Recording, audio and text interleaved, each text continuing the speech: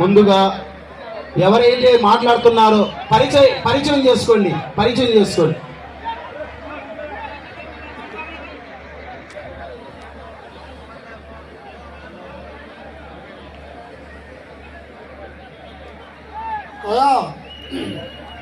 నండాల చిత్రం ఆలనాటి సూర్యవంశ రాజులు అంటే పెరిగిన రాజు ఇటువకు శ్రీ శ్రీ శ్రీ కాపులు వస్తుంది గంగాపుత్రుల మనం కలిసి మనం కష్టపడి బోట్లు అందరూ కష్టపడి 4 రోజులు కష్టపడి మనం 4 బోట్లు పట్టించాలి. ఆ దాంట్లో 4 పంచాయతీ